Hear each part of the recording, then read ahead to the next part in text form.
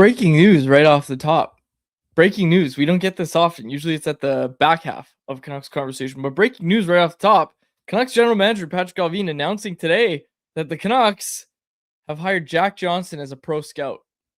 Harm, your thoughts, your Jack Johnson takes. I know you had those ready to go. Yeah, well, Jack Johnson is, I imagine, a favorite of Jim Rutherford's. If you remember back in the day, Rutherford signed Jack Johnson to the I want to say it was a 4-year deal in Pittsburgh. That contract I did not remember that.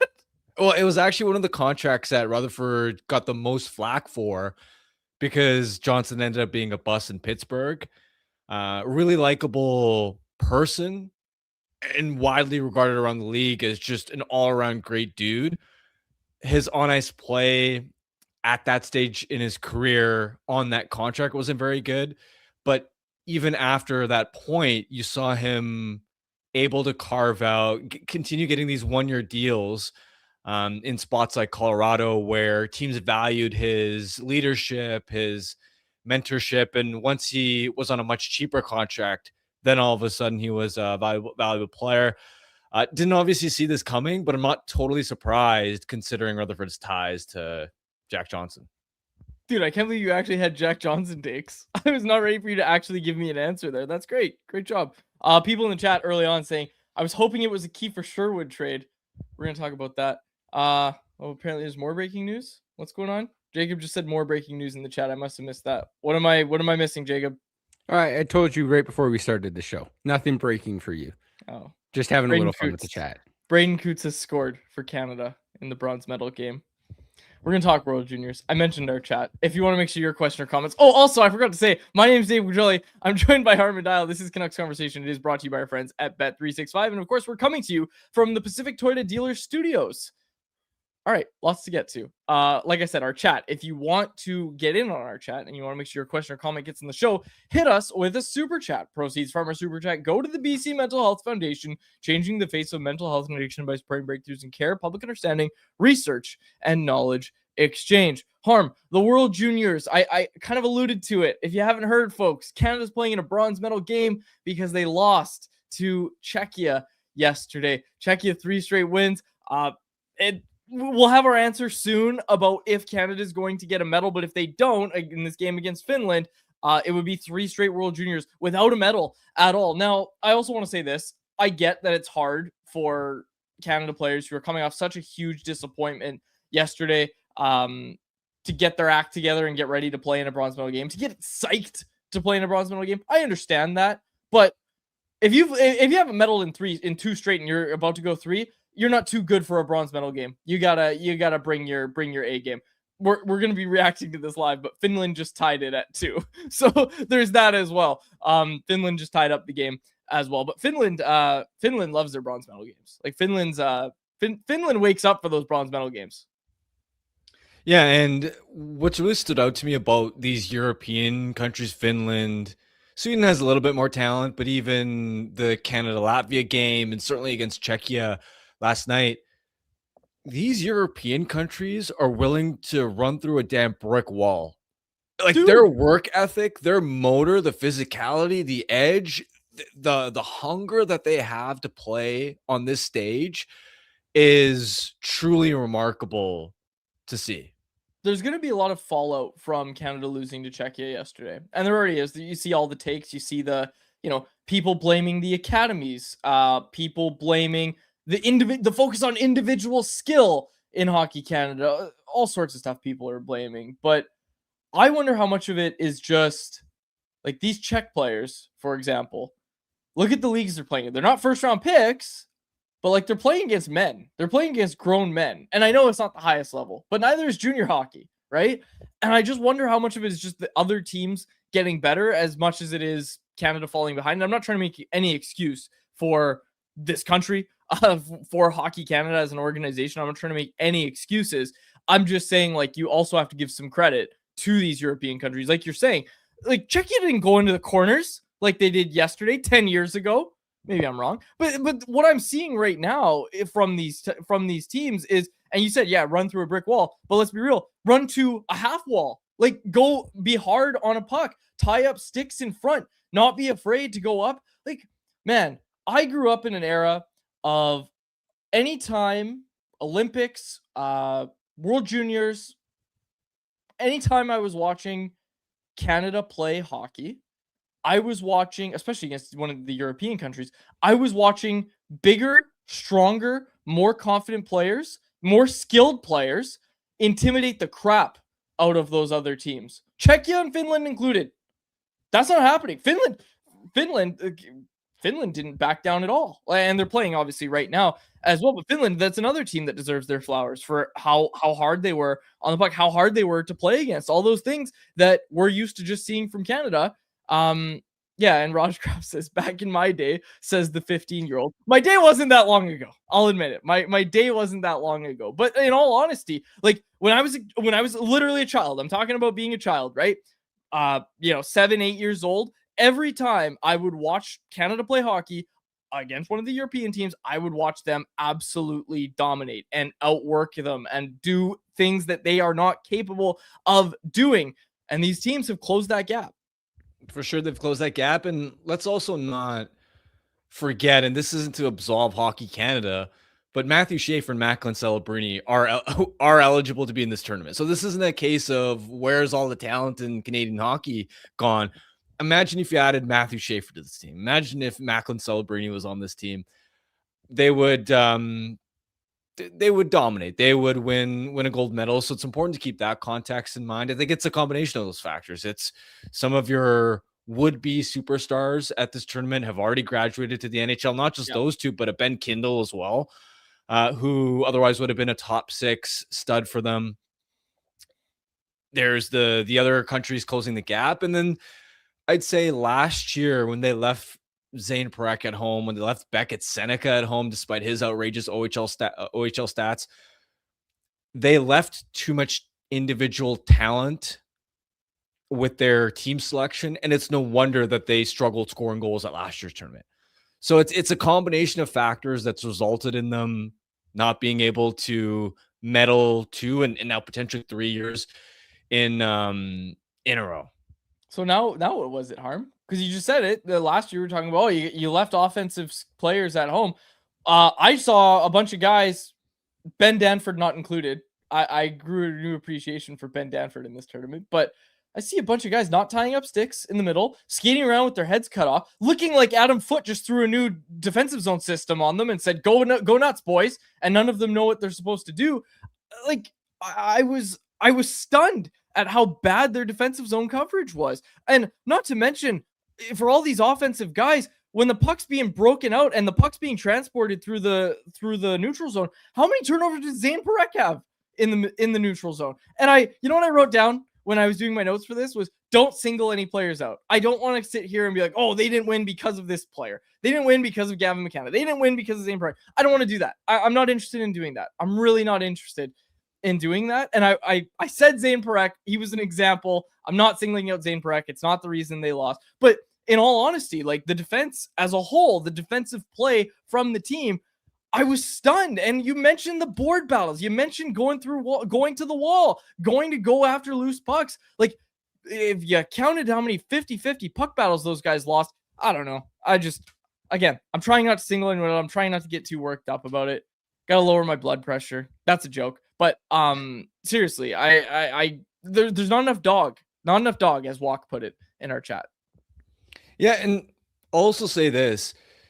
The Canadians were also a little bit unlucky. I know nobody wants to hear it, but how many posted Michael Hage hit and even the Czech winning goal, they got a bit of a fortunate bounce on that. It's not to say that the Czechs didn't deserve to win, but the way I viewed it was that was a 50-50 coin toss game that could have gone either way. Czechs got the extra bounce. And sure, would you have liked to see Canada be so convincing and so in control territorially that it isn't even a coin flip game where one bounce that goes against you isn't the difference between a win and a loss? Sure, but I'm not gonna.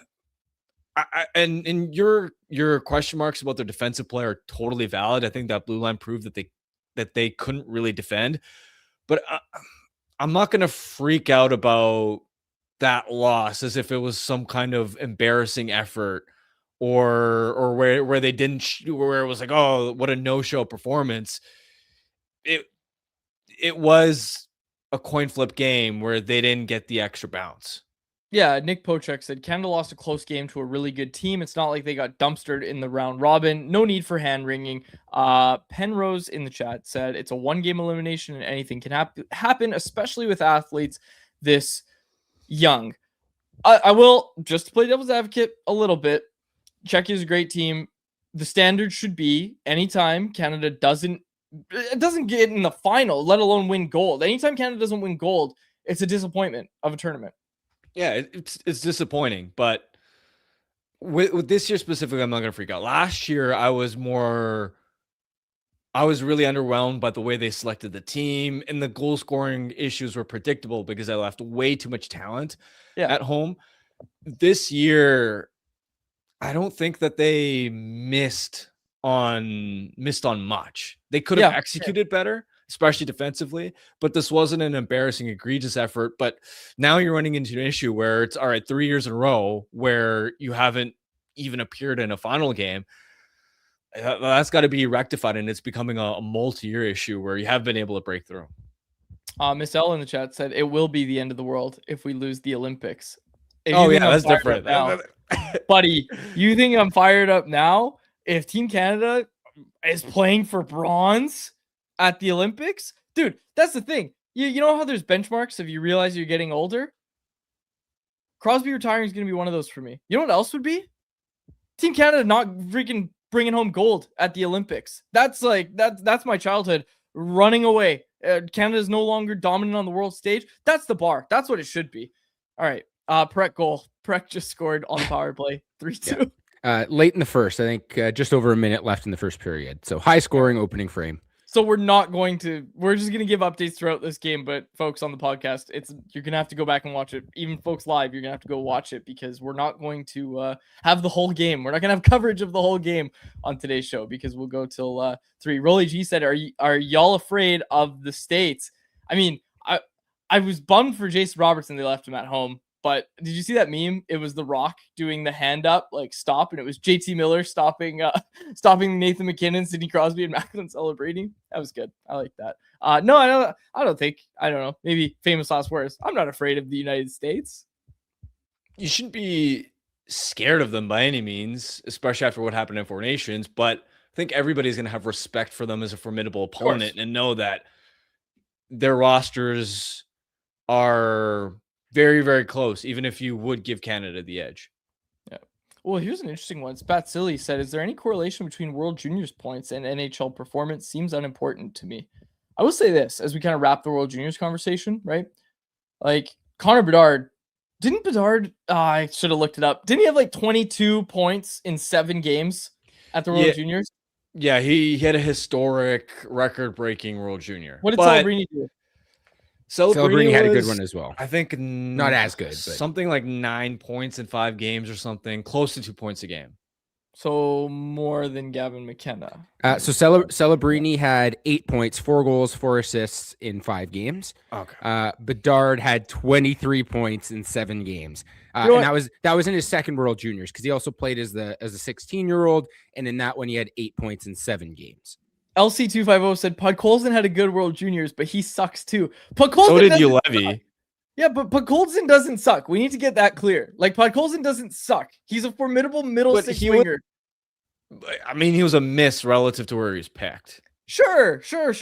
But he doesn't suck. Podkolzin doesn't suck. What are we talking about? Yeah, but the point is, does a strong performance at the World Junior correlate with like strong NHL success, especially for these top prospects relative to where you're drafting them? And like the point stands that Podkolzin, despite and not just at the World Juniors, but this was the disparity with Podkolzin, where anytime he'd play for Russia at an international tournament, he would look unreal, and that propped up his draft stock. But then in regular league play, he wasn't a major difference maker. He was still drafted high. And let's be honest, for where he was selected, it was a miss. And there was too much stock ultimately put into his international tournaments, the same way that the Canucks put too much stock into Ulevy's play for Finland at the World Juniors. That's a tournament they fell in love with him. And that was even more of a miss at 5th overall. Don't forget Danila Klimovich as well in that conversation. Hachiroku in the chat said, Podkolzin sucks when you know that Matt Boldy went after him. All right, fair enough. He got drafted too high, but he's good. He's a good player. Jacob, you had something. Yeah, so I think looking at points is always difficult in small sample sizes. Generally, the scoring leader is the MVP, but I just went back to although I went back like 5 or so years here. Let's even go to 2020. So the MVP of the World Juniors for the last 6 tournaments. Now, does this include like that weird summer one? Yeah, it does. So you had Ryan Leonard last year, and we know what the Washington Capitals think of him. Jonathan Lekromacki was in 2024. Obviously, still waiting to see what he can do in Vancouver, but he's played NHL games. He scored goals in the NHL. 2023 was Bedard in the record-breaking performance. 2022, I think that was that summer one, was Mason McTavish. 2021 was the no fans winter one coming out of COVID. That was Trevor Zegras. And then 2020 was Lafreniere. So all those guys are NHL players. Like if you are one of the leading point guys at the World Juniors, you're going to be an NHL player. Now, to Harm's point, does it necessarily correlate with how productive you're going to be for where you were picked in the draft? No, of course not. But like if you see a player dominate at the World Juniors, you should expect to see them in the NHL. Like you don't have a great tournament against the best under 20 players in the world and not be an NHL player is kind of the point that I want to make here. So take that, Harm. Well, I mean, I was agreeing with Harm. Then. Yeah. Well, remember Casey Middlestad had 11 points in 7 games to the World Juniors. Elias Pettersson, meanwhile, at that same tournament was fine for Sweden, but a little bit disappointing. And everybody in Buffalo was so hyped about Middlestad, especially because remember they're part of the same draft class. And then look at what's become of them. I know Pettersson's had his own fall off, but he's still a way better player, miles better than Casey Middlestad. Hachiroku in the chat said, remember Jordan Schrader? Jacob, new task. Give us the biggest bust who is like had a really good World Juniors and then just never turned into anything in the NHL. I mean, I'll look through. I'll find something for anyone else. Lafreniere probably qualifies. Lafreniere might be, yeah. Number one pick was unreal at that World Juniors, and then look at him now. Dude, I'm talking about couldn't crack 20 games in the NHL. Yeah, I'll find. Now, Jordan Schrader played like over 150 NHL games, but yeah, like did he? Yeah, I just pulled it up. Jordan Schrader played 165 NHL games, Vancouver, Minnesota, and Columbus. So there you go. All right, let's get to some Canucks stuff. You have anything else? I think we should let's have a McKenna conversation. Okay. I don't like that he looks like a perimeter player and didn't want to go after the puck and go into the corners. There's my McKenna take. So I see a lot of Artemi Panarin in his game where, yes, he's an elite playmaker with his vision and creativity. You're going to be able to build an NHL power play around Gavin McKenna. Just how effortlessly he's able to pick opposing penalty kills apart with the seam passes to the middle. It's an absolute treat to watch. Now, the physical makeup is also similar where both guys are undersized and they're quick skaters, but they don't have elite speed. And like you said, I am increasingly becoming concerned about the compete level. And for both players, Panarin and McKenna, how brave are they going to be to play through contact? And this is where Artemi Panarin, through his career in the regular season, he's been a top-notch point producer, but come playoff time, and we know this because the Rangers went on 2 runs to the Eastern Conference Final, Panarin was a disappointment in both of those runs, where if you look at his points, still close to a point per game because he'd produce on the power play. But at 5-on-5, you could play him hard and physical and then restrict him to the perimeter. And so at 5-on-5, Panarin was largely a non-factor. And for me, McKenna, a lot of his points are typically on the perimeter. Yeah, he's a power play wizard, but at 5-on-5, is he going to be able to play through contact? Does he have that dog in him? And this is not an overreaction just to one World Junior tournament, because this has been the flaw that scouts have been pointing to since he made the transition to NCAA hockey. And for me, I've been so high on McKenna's talent that for a while I was going, all right, maybe people are picking his game apart too much, especially in less than a half a season's worth of a sample that we've seen from him through college hockey so far. But seeing him consistently through these World Juniors as well, he doesn't work very hard away from the puck. I wonder if he's going to be a soft player. And there was a Czech breakout in the first period where I was almost shocked at how little resistance McKenna gave Czechia on the forecheck. It was, he didn't even make a meaningful effort to close the defenseman there.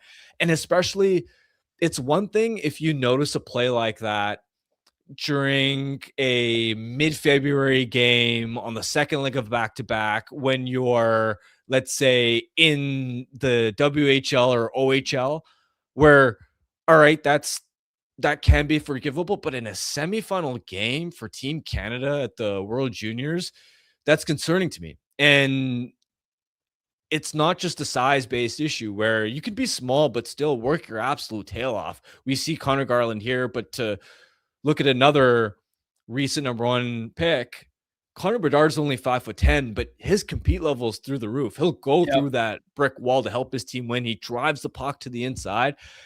And so, yeah, I'm starting to see so much Artemi Panarin and Gavin McKenna.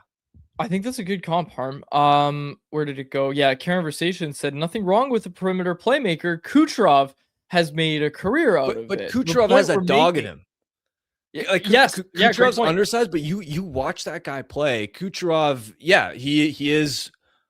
A lot of his playmaking comes from the perimeter, but with Kucherov, we're talking about the best East-West playmaker in the NHL, and like that's even as talented as McKenna is, I don't know if he's going to have Kucherov's level of creativity. And secondly, even then, like Kucherov doesn't back down from the fight, especially you see him through the playoffs. He's not afraid to initiate contact. He's been a sneaky, dirty player. If you've watched him throughout his career, he doesn't shy away from contact. So yeah, Kucherov's game is perimeter oriented, but he still has that dog in him. He still has a high compete level. And what I was going to say is the point we're trying to make is that we're talking, maybe foolishly enough, we're talking like the Canucks are going to have the first or second overall pick. We're talking like if that happens, who's going to go first overall? And even if it's not the Canucks, we're going to have conversations about who's going to go first, who's going to potentially fall to the Canucks a little bit lower in the draft. I don't mean to have a huge take from the World Juniors, but Ivar Stenberg, I'm reading that he's 5'8" and he weighs like 120 pounds. No, he doesn't. No, he's grown. He's not. This is what I'm saying. I have this in my notes. Ivar Stenberg, not 5'8". Like, does not look like he's 5'8". Looks way bigger out there. Is this documented? Is he much bigger than this? Because he's much bigger. What do you mean much? Do you have it written down? Do we know what it is? I think it's 5'11", 170. Okay. So, but like those measurements clearly came when he was like 14 or 15 years old, right? Yeah, I just watched him and I'm like, again, dude gets to the middle, gets on the boards, like wins pucks, commands the puck, like demands the puck on his stick and gets it back for his team. Ivar Stenberg, again, going to play in the gold medal game today. He's really impressed me. Bjork as well has had a pretty good showing for Sweden. And we talked about it with Dave on last Friday's show, actually. Stenberg is quickly becoming the guy I'm looking at and saying that's your first overall. And I'll just jump in. I've actually seen him listed at 6 feet as well. It's the thing when you deal, especially with the European guys who, might not be measured as frequently as players in the NCAA or junior hockey. So he's probably 6 feet tall. He looks about 6 feet tall when you see him on the ice. Yeah, he looks big. Walk said, "Where's Faber's dog ratings when you need them?"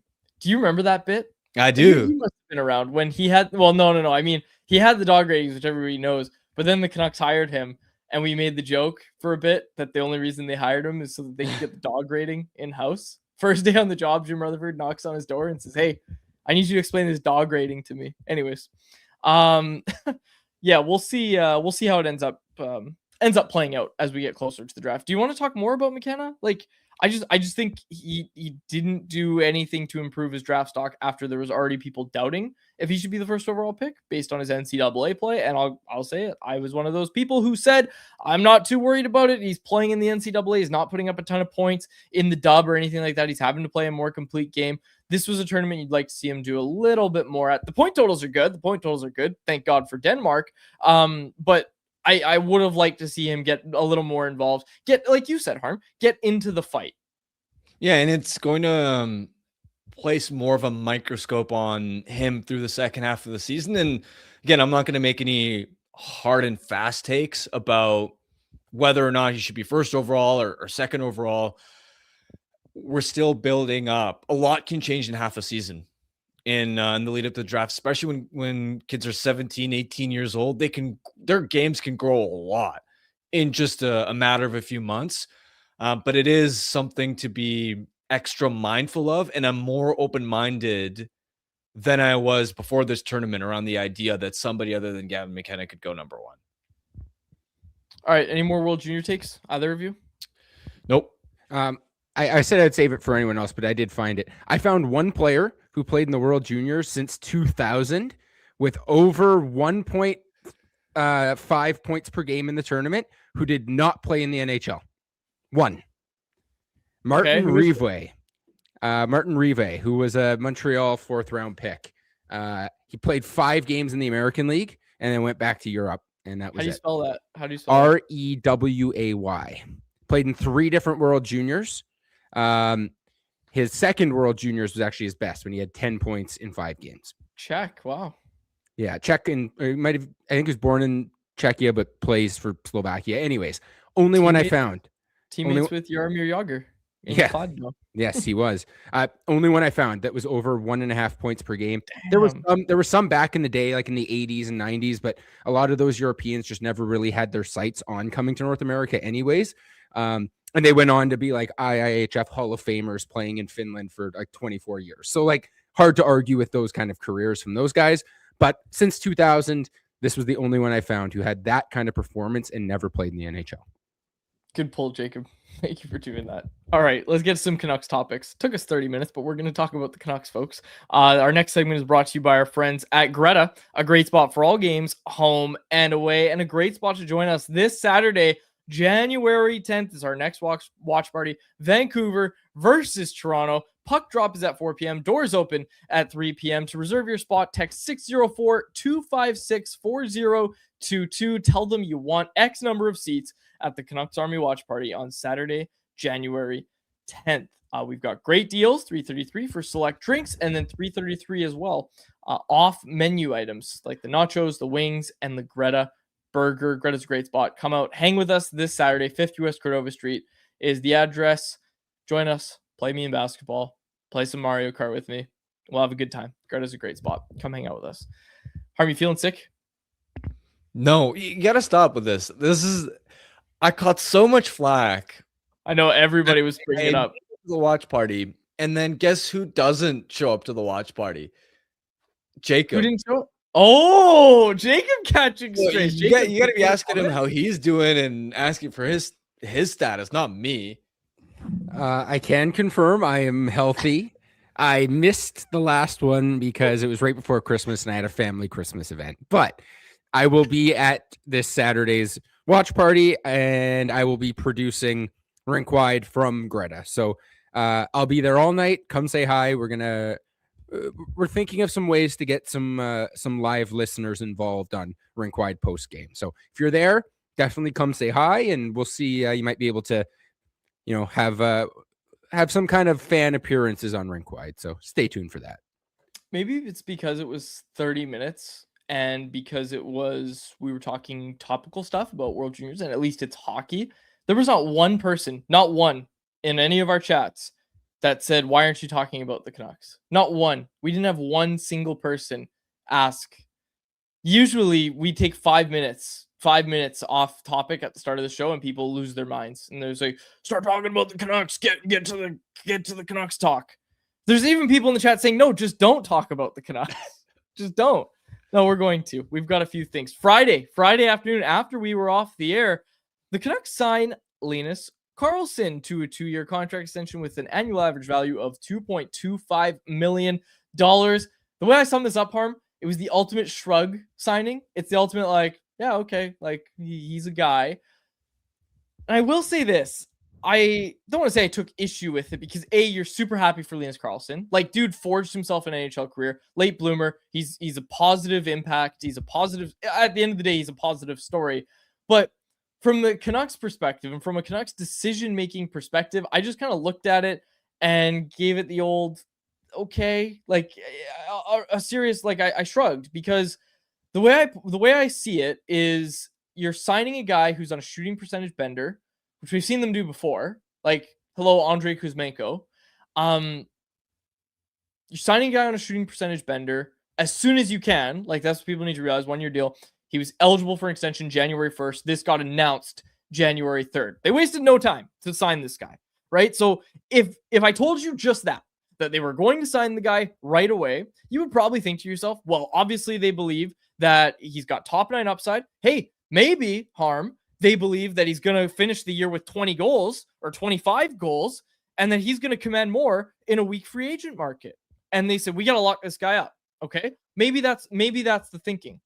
But if what I come down to is, if that was your thinking of, we've got to lock this guy up and we think he's a top 9 guy, go longer than 2 years.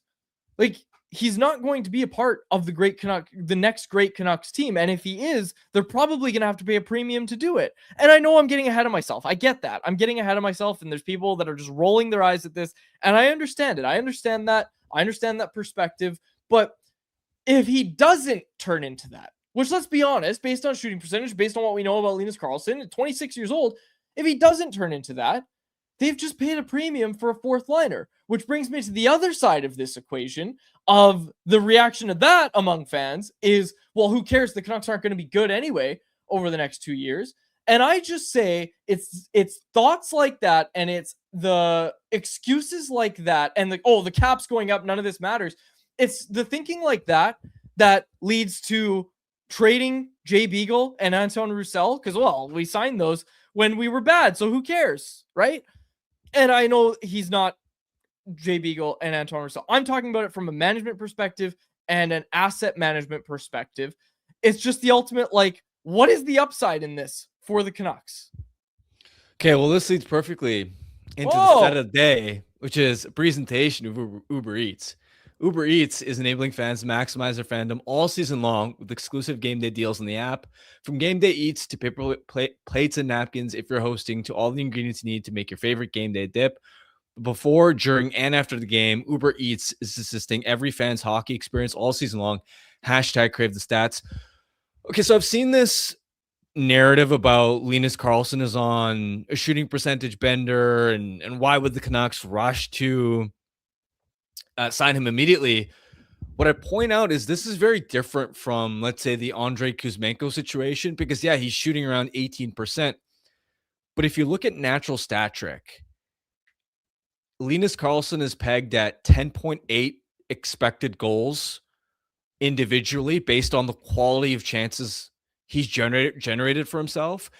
And so the point there is, and generally how an individual expected goals model works is it will take the shot and chance location of every opportunity Linus Karlsson has had this season, and then assuming league average, it'll spit out how many goals he should have.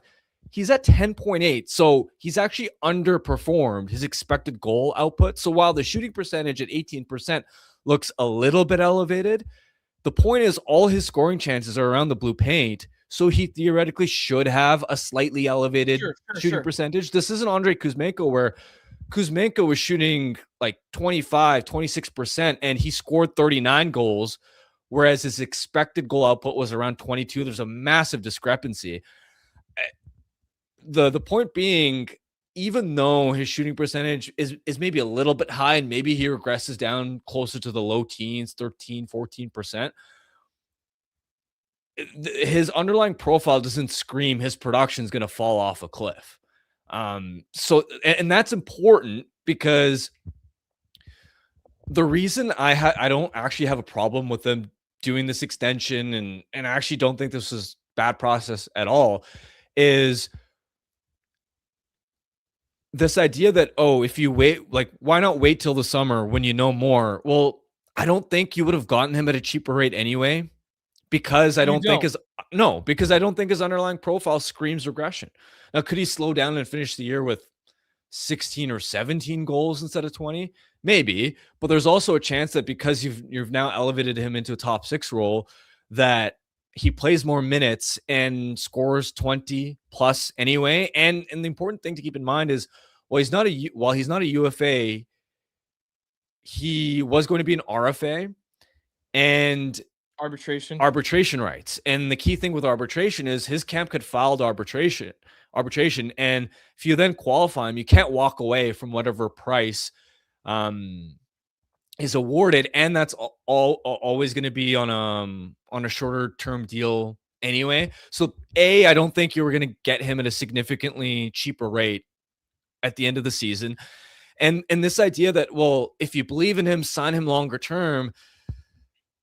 Like, this is the concern for me, where even though I'm high on Linus Karlsson's skill set, I'm not sure at this stage whether he's just a high-end fourth liner who's gonna more years than not chip in with closer to 10 goals, or whether he is like a full-time middle six guy. And this idea that, well, if you believe in him, sign him to a longer term deal. The risk there is you're running to sign a guy and off a career year, and it ends up being a Höglander or Joshua situation where the player isn't what you thought he was. And so, yeah, if Karlsson ends up being a consistent 20-goal scorer from now on, yeah, the Canucks, by going short term, have left some upside on the table.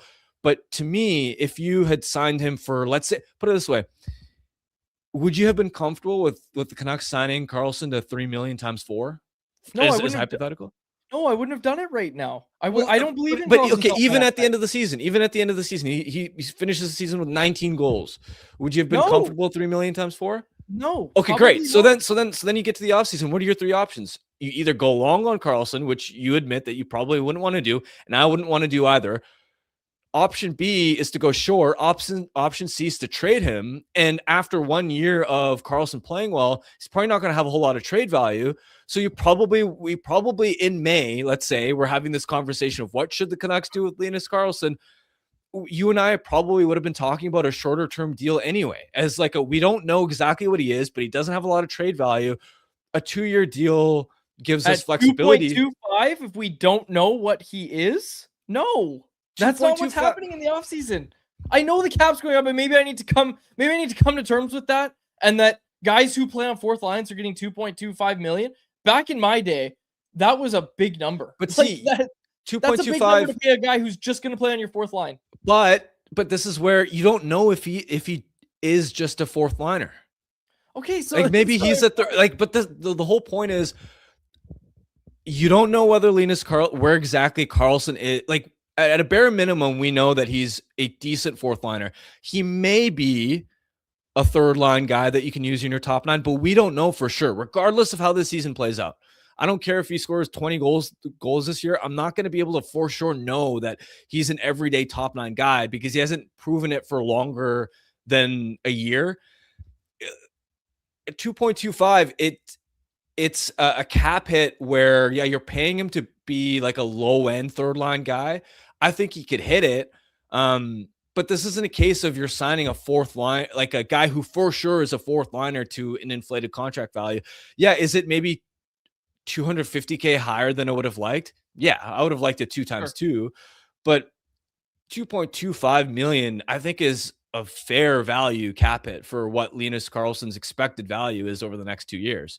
I will say this. What I'm really trying to do is challenge people's way of thinking about this, because it reminds me too much of 2016 when people said, well, the cap's going up. They've got, they've got all sorts of money. They're not even good right now. This isn't going to matter. This isn't going to matter. Who cares about signing Sam Gagner and then putting him in the AHL right away? Who cares about Antoine Roussel? Who cares about the 4th year on that? Who cares about the 3rd year on Jay Beagle? Who cares about this? Who cares about that? There's a lot of that in the chat right now. And I'm just challenging people to think a little harder about this and the decision making. I wanted to pull this. So this is where, to me,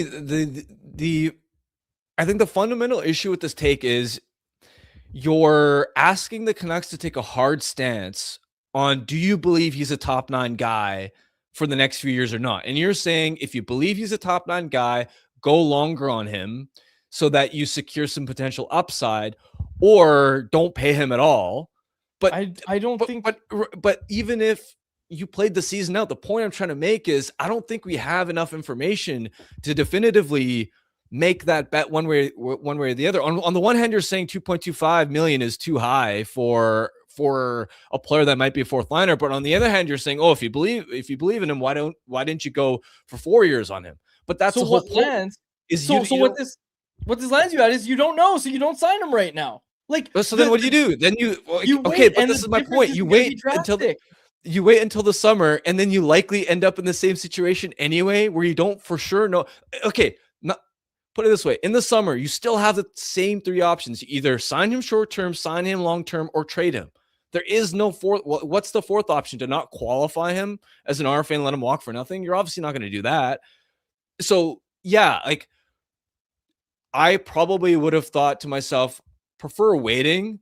But the reason I'm not freaking out about this, the reason I don't think this is necessarily a bad process, is because at the end of the season, I think we would have been having this exact same conversation around, these are the 3 options, and I think we would have come to the same conclusion that a short-term bridge is probably the right decision. Like, do you get what I'm saying? Like, what would you have done? Okay, your point is, let's wait till the summer. Okay, great, I understand that. What's going to happen between now and the end of the season that's going to give you a very clear answer of what the Canucks should do, or that's going to change your mind on how the Canucks should approach Linus Karlsson's situation and his future? If he is just going to be a fourth line guy, then you're just signing him to a similar contract to what you had. If he blows the doors off this season and finishes with 25 goals, there's a trade option. Like, you could trade him. You could trade that guy away, because over the next 2 years, guess what? He's not doing much for this team, right? Like, he's not going to be doing things other than hurting your tanking effort. And I get the idea that you still got to compete, you still got to do this. And there's a good take in here about rewarding the players from the farm as well. And it's nice for the guys in Abbotsford to see, hey, this guy spent his years in Abbotsford and he got the contract. That's good. That's good, and that's a good culture to build in your organization. And I will say that's a really, really good point. But I did want to pull this part from Drance. This is what Drance wrote in The Athletic. You ever heard of it, Harm? He said, if the club wanted to lock in Karlsson early and place a bet on him being a top 9 fixture, the Canucks would have been better off doing a deal with additional term and purchase multiple unrestricted free agent seasons. If they wanted to hedge their bets and gather more information on what Karlsson can become at the NHL level, Vancouver would have been better off waiting to see how Karlsson fared over the balance of the season. Instead, the Canucks middled it. Now, if Karlsson doesn't perform at the level of a top 9 guy going forward, he'll have 0 trade value whatsoever. And if he does, the club will be facing an even more complicated negotiation with a player in their late 20s in 18 months without having created much in the way of surplus trade value in the meantime. See, again, I understand that stance, but the issue, the core thing that I keep coming back down to is, like, regardless of what happened this season, I would not have been, because for me, generally speaking, when I'm looking at players that I don't view as having more than bottom six upside. Like, put it this way, even if Karlsson is a 15-20 goal guy, on a good team, he is still a bottom 6 player. And when in doubt, I don't want to commit term to those guys. Mm-hmm. Sure. And so this idea that even if the Canucks believed in him, you go long. I'm trying to find the right way to say this, but I just worry that even if you had one good year where he scores 20 goals and you commit 4 years to him, that it ends up being a Hoagland or Joshua situation where you sign a guy off one great season and then he's maybe less than what you thought, and then again, this is where nuance is required, where I still like the player. I still want to keep the player, though, right? It doesn't mean that just because he has had one productive year, I'm not fully certain on what his long-term upside and projection is, that I'm therefore going to quote unquote sell high on him, because coming off 1 year, I think other NHL teams are going to have the same concern. And so in the summer, let's say if he had 18 goals and you're going, we think he's closer to a fourth liner, we don't want to be the team that pays him long term, let's try and trade him. I still don't think he would have a ton of trade value, because teams would look at him and say, he's probably getting a little bit more opportunity on a bad team, on a contending team, especially with his foot speed. I just don't think there would have been a ton of market interest in him coming off one good year. And I just keep coming back to, at the end of the day, at the end of the season, 3 options: short-term, long-term, or trade. I don't want to trade him because I don't think he has a lot of exchange value. I don't want to go long-term on him in case he isn't a consistent 15 to 20 goal guy, but I want to keep him. So then going short term makes sense, especially because it gives me the flexibility of, okay, fine, if he does go off and does prove to be a consistent top 9 guy, well, he's 28, and then you're complicating negotiation. Do you want to be the team that steps up? Well, then fine, I'll trade him at the 2028 deadline or whatever it is. You will. Yeah, I'll do it. Oh, well, sorry, Harmon. 2028, the Canucks are going to be 7 points out of a wildcard spot, and there is no way they're trading a pending UFA. Okay. I mean, but it leaves them the flexibility to do that. Okay. Fair enough. I don't want to continue talking about Linus Karlsson. Happy for Linus Karlsson. Just think it's a little bit little thoughtless, it seems like, from the Canucks. That's my take, at least. You want to talk about Kiefer Sherwood? Sure, yeah. All right, Kiefer Sherwood. Elliot Friedman reporting on Hockey Night in Canada on Saturday that the Canucks and Sherwood talked about a potential contract, but there's too big of a gap. This, naturally, led to everybody proclaiming that the Canucks are definitely signing Kiefer Sherwood and that they're idiots for doing that. Irf mentioned on Rinkwide, PJ and Kuz reported it over at the Province. I think Elliot even talked about it as well. But those guys all reporting that it's still more likely than not that Sherwood's traded. So let me preface by saying that, because I think that's important context before we talk about a Kiefer Sherwood, what do you do with him type conversation. I looked at this and immediately my first reaction was, okay, the Canucks are calling teams and they're saying, well, actually, we have no rush to trade for this guy because we know you're definitely not keeping him, and we know that this is the Canucks creating a market. That was my first take on it. We complained about them not creating a market for Brock Besser and them not being able to get anything for Brock Besser at the trade deadline and say that's why we couldn't trade him. That's an indictment on management. So on the other side of it, trying to build a market for Kiefer Sherwood, we've heard they have a high asking price, as they should. Look at the NHL trade market. There's not much out there. There won't be much out there, it seems like. So making your asking price high for Kiefer Sherwood and doing everything you can to get as much value as possible, I think this is a part of that. Personally, I don't know that. I'm not saying I've talked to anybody or reporting anything like that. I just looked at it immediately. That was my first reaction was, okay, this is them saying, hey, it's out there. Look, we might extend him. We might. So if you don't hurry and give us the first round pick we want and the prospect we want on top of that, we're just going to sign him and you won't get this player that we know you like. I think I like it from the Canucks. I think it's good. It's a logical explanation, and it's one that you desperately hope is true, because the alternative of the Canucks being interested in wanting to keep a soon-to-be 31-year-old who, yeah, I understand. I love Kiefer Sherwood as a player, right? Not just the goal-scoring ability, the forechecking, the physicality.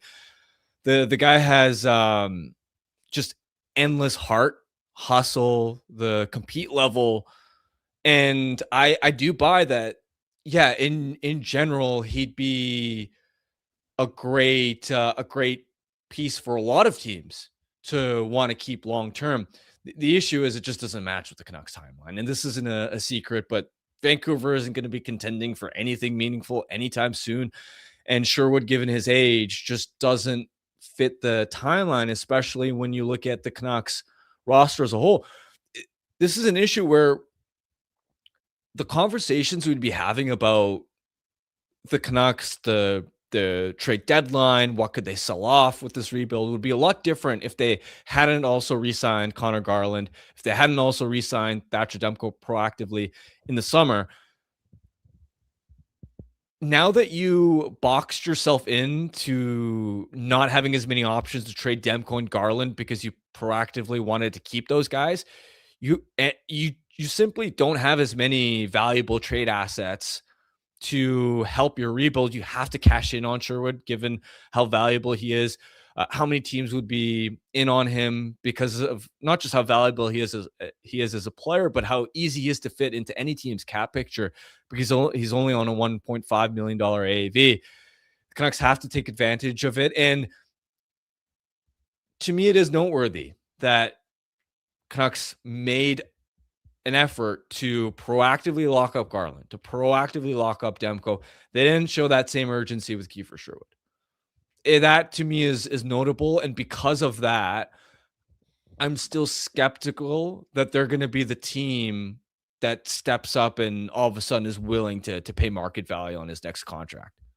I looked at it, and again, I need to make this clear, because you're right. Everything you said is right, but I need to make this clear. As much as I said, okay, it's important they create a market for Kiefer Sherwood, I think this is part of it. Even if you get Kiefer Sherwood at a discount, right? Like, even if, because they had a call about numbers or whatever, right? And let's say the Canucks are saying, hey, we want you at $3.5 million for 5 years. And Sherwood thinks I can get 5 or 6 million annually on the open market. I might score 30 goals this year. Like, that's a reality for Kiefer Sherwood. I might score 30 goals this year.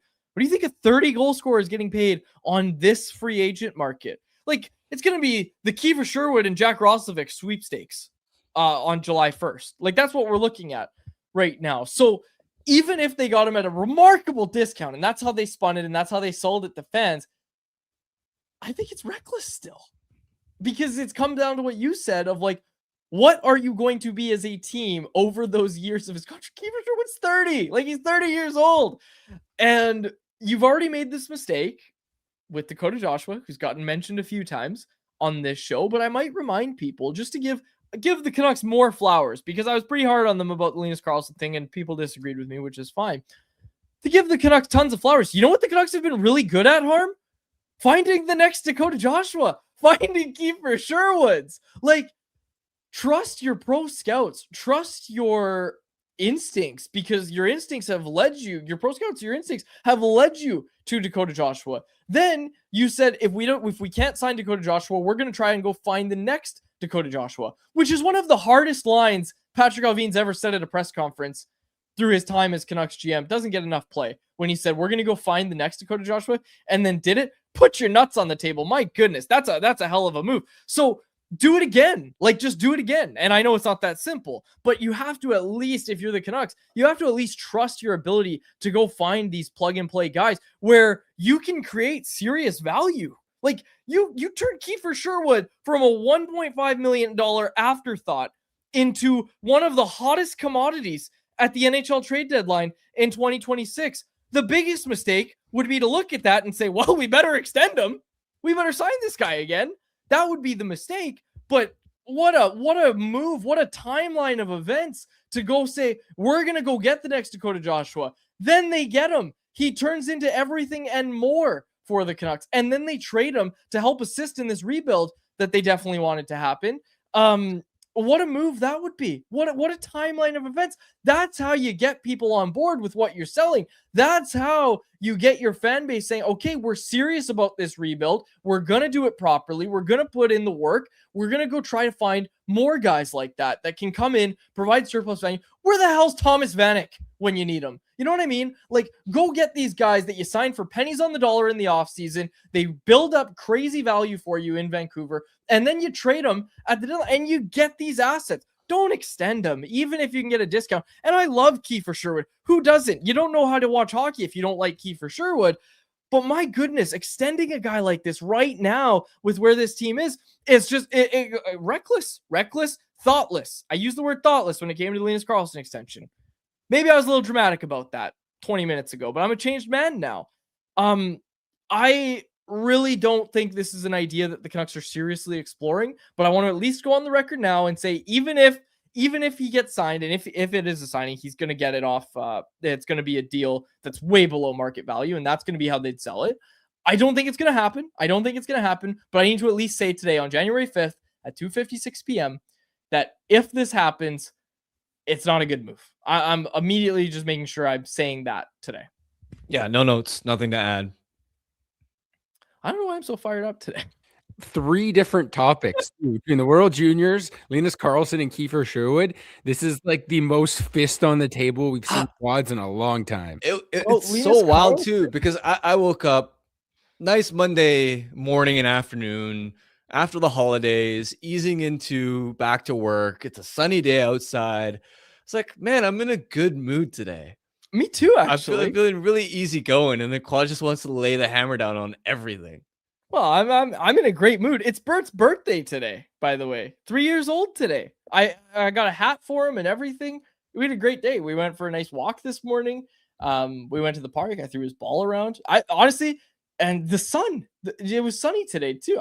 Today was one of the best days I've had in a while. I'll be honest. And I mean, the Canucks, if they're listening to this, would be thinking it's the opposite, that you woke up on the wrong side of the bed.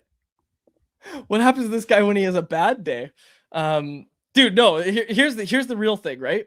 When I'm actually having a bad day, I'm just not in the mood. Like, I'm not in the mood. I don't like crap on everything. I'm really not a negative guy. You know that. I believed in this team at the start of the year. I'm really not a negative guy. When I'm in a bad mood, I just kind of keep to myself. I'm just like, all right, I got to get through this. I got to just chill out. Like I would be going through the motions on this show if I was having a bad day. But lucky for everybody, except for the Canucks, I'm having a great day today. Sweet. All right. Dr. Haas wants you to clarify your wording. Did you wake up in the afternoon or the morning? Actually, I called you in the morning. I knew you were awake in the morning. Yeah. Well, I meant when I was saying a nice afternoon, I was trying to refer to it's still sunny. That's the point. It's still sunny. Wow. Okay. It was getting cloudy when I started the show. So, but no, I obviously woke up in the morning, not in the afternoon. Don't say obviously. Hey, man, it is pretty obvious. All right. Anything else that you wanted to mention? Yeah. Okay. We should actually get to anyone else now. It's 58 minutes into the show. We haven't. We're not in anyone else. Oh, no, we never did the ad read. Okay, and I actually do have a few things to bring up. So, anyone else? Jacob, start putting these comments about Harm being stressed. Put them in the chat here. But anyone else is brought to you by our friends at Pacific Toyota Dealers and the Toyota Prius plug-in hybrid, a no-compromise approach to electric vehicles that offers the best of both worlds. You can drive up to 72 kilometers on battery alone, enough to get you from downtown to the rink, the grocery store, and home to recharge. Seamlessly transition from electric mode to the gas engine for a combined range of 962 kilometers. There's no sacrifices when it comes to horsepower or style with its sleek, low, and wide exterior and sophisticated interior. It's loaded with tech that's actually easy to use. You can plug in to recharge at home or at one of the over 2,000 public charging stations in BC alone. And now you can lease a 2026 Prius plug-in hybrid SE from $109 weekly at 3.99% APR for 64 months with $3,300 down. Visit shoptoyota.ca or your local Pacific Toyota dealer today. All right, Braden Coots on the move. We should have led the show with that, Jacob. That would have been really funny, hey? Braden Coots, according to Rick Dhaliwal, has been traded to the Prince Albert Raiders. Expect a huge return. We just saw Gabe Sherrock get traded for 8 draft picks over in the OHL. What's it going to be in the WHL as Coots is traded from the struggling Seattle Thunderbirds to the Prince Albert Raiders? Yeah, hopefully he can go out there, join a wagon of a Raiders team there, compete for a Memorial Cup, and it just, you get to see him in more high stakes situations, surrounded by more talent. I'm curious to see what playing on a team with a better supporting cast could do for his point production the rest of the way as well, because that's been a difficult aspect where evaluating Coots in a Seattle Thunderbirds team that is pretty woeful, doesn't have a lot of weapons around him. It's tough to really get a fair grasp of what's potential for him points wise on that kind of a team. Whereas now going to an actual contender, I'm curious to see what that's going to do for his production. And we saw the tweet from Dave Hall there. The Raiders 27-5-4 on the season, third in the WHL. They've scored the second most goals this season. That is a good team that he's going to join. What's it like in Prince Albert? Do we have any listeners in Prince Albert, Jacob? Do you know how to check that? I don't think we have any in Prince Albert. I'm sure we have some in Saskatchewan, but like Prince Albert's a pretty small town. It's one of the smallest WHL markets. I pulled it up. What do we have? 37,000 people. So like, I would say unlikely, but hey, maybe we will have some Prince Albert natives tuning in now with a Canucks prospect heading to their team. You know, Jacob, I got to be honest. Anytime we bring up junior hockey, you're like, oh yeah, I know their Zamboni driver, or oh yeah, like I'm in a group chat with their play-by-play guy. Like, you know, everybody. Okay, that yes, but hockey. You know, I don't even like. There are some people that have way more connections than I do, but I'd say for the most part, I've got the BCHL and a few WHL markets covered. Where, you know, if I need to ask for some info, I know who to get a hold of. Hey, speaking of which, in all seriousness, Evan Hammond. Did you have any run-ins? Yes, I did. I met him a couple times. For those of you who don't know, he's the longtime play-by-play guy for the Alberni Valley Bulldogs in the BCHL. Passed away over the weekend at 45 years old, I believe. So 45 years young. I met him twice. The first time I met him was in Alberni. I was working for the Coquitlam Express. We showed up. He was super helpful, showing us where we could set up, where our broadcast could set up, where I could set up for video. Offered to bring us some coffee. Just one of the nicest people in the junior hockey world. So I've seen a lot of notes coming in telling stories about him, and I believe every single one of them. Like, truly just a wonderful human being, and will surely be missed. Never got the pleasure to meet him personally, but I saw Jagraj Lawley, who we've worked with. He has been a contributor at Canucks Army. He's the broadcaster for the Surrey Eagles. He shared a note that Evan sent him where he talked about how good of a call he had. That's just awesome. That kind of camaraderie that, again, you mentioned it, 45 years old, like talking to the young broadcasters, trying to help them get better. Never got the pleasure to meet him, but you saw the tributes pour in. Steve Ewan wrote a really, really good piece, evergreen statement, but Steve Ewan wrote a really good piece about Evan. Evan Hammond, again, like we said, passed away at the age of 45. Really, really sad. So just wanted to make sure we at least talked about it and, you know, gave him a proper tribute here. All right. No easy way to transition from that, obviously, but there was other news that I wanted to get to, and I had it written down. How many times do I say that on this show of I had this written down? Oh yeah, we didn't even talk about the game, Harm, against Boston. Fraser Minton, who they talked about being from Yaletown. Is this true? Can you verify this? Like, I didn't know there were kids in Yaletown. Is he really from Yaletown specifically? Yeah, like they specified that he's from Yaletown. Where the hell do you raise a kid in Yaletown? Wow, I didn't know that. I knew This he was is obviously shocking from to the you area. too, right? This is shocking to you too that a child was in Yaletown. Yeah, Yaletown's fun to live in general. Maybe especially when you're in your 20s and don't have as many responsibilities, want to have you're close to restaurants, bars, all that kind of stuff. But yeah, I haven't heard of many people raising families in Yaletown. Anyway, that's all I had on the game. Game was fun. It was fun. And I will say this. At the end of the year, we're going to look at Canucks home record. They still only have 4 wins in January. It's the worst home record, all this stuff. People got their money's worth. That was a fun game. That was a fun game on Saturday night. Yeah, and a few takeaways where Linus Karlsson, I want to see him get that extended long leash in the top 6.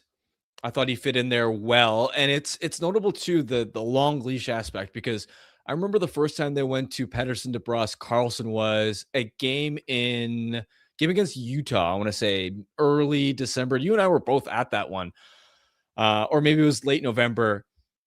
That line opened the game with 3 to 4 prime grade A scoring opportunities. But then by the third period, Adam Foote hit the line blender and broke them up inexplicably. So I want to see Karlsson have an extended opportunity there, especially when you don't have many other options that deserve that kind of opportunity. Anyway, that line was dominant. Their underlying numbers were terrific, and even just Pettersson as well was really noticeable, making plays.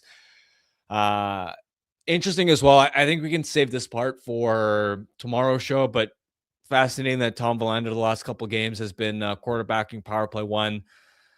He was there at practice today. Sorry, that was the other thing I had written down. He was there at practice today.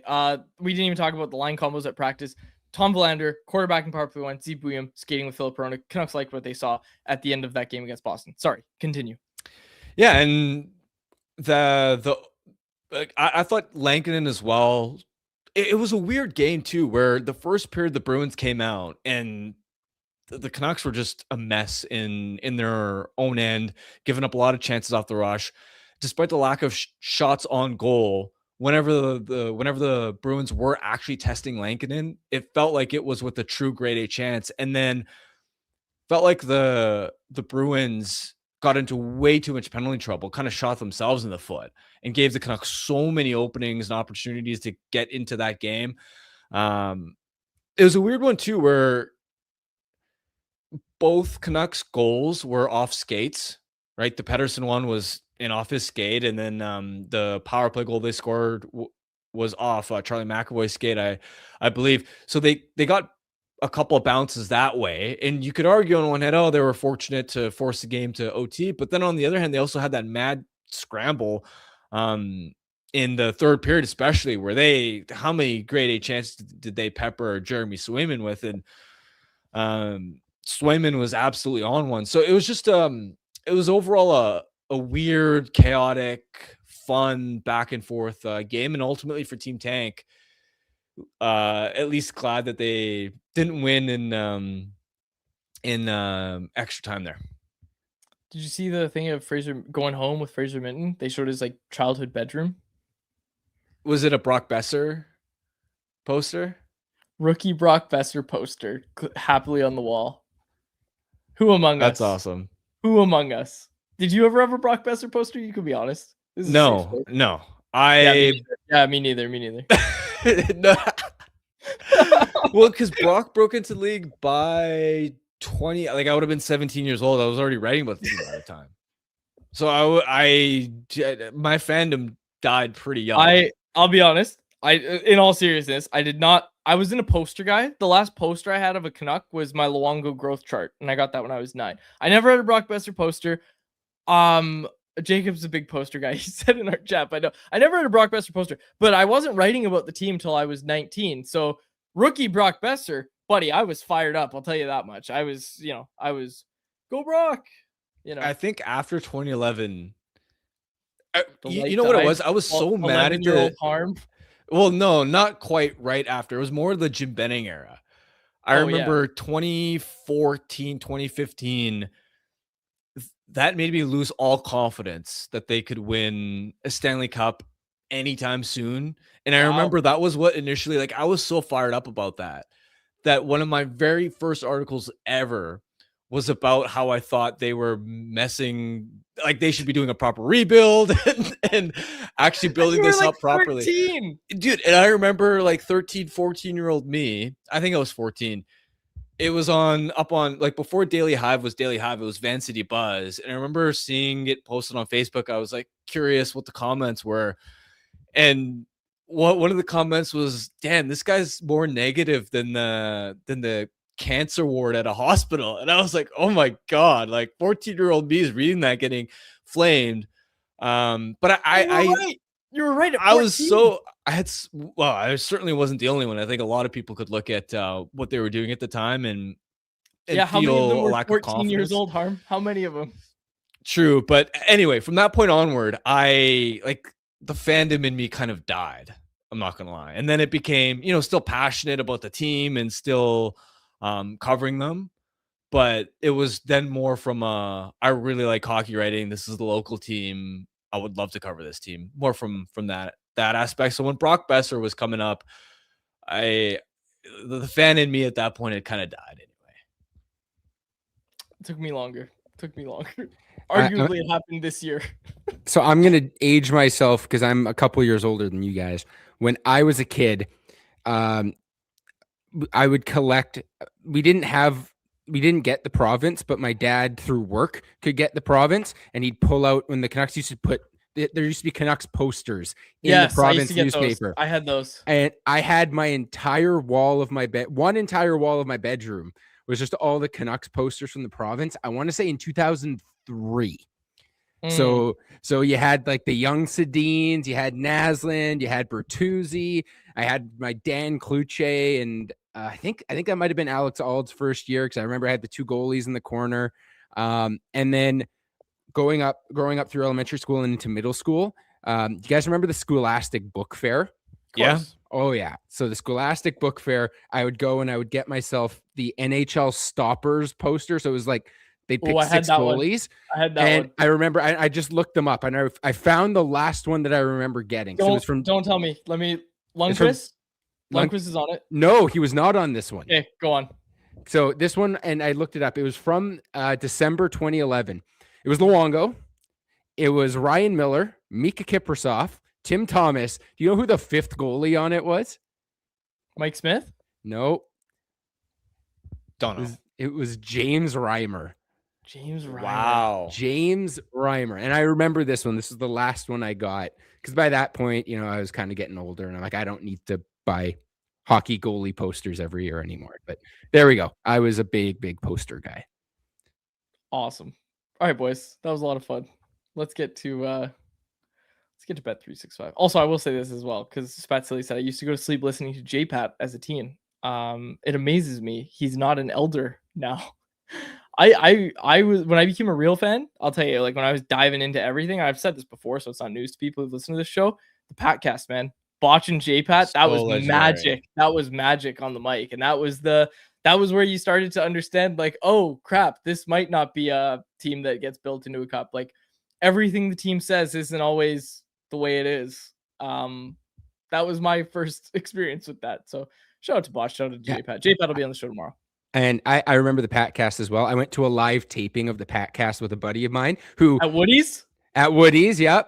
And to bring it full circle, Quads, this buddy of mine who I went to the Patcast with is now a WHL play-by-play broadcaster. So to circle back to something you brought up earlier in the show, and that was where I got to meet Don Taylor for the first time, who is like my childhood, was watching Don Taylor on Sportsnet. So Donnie's been on this show a few times. Yeah, we love Donnie on this show.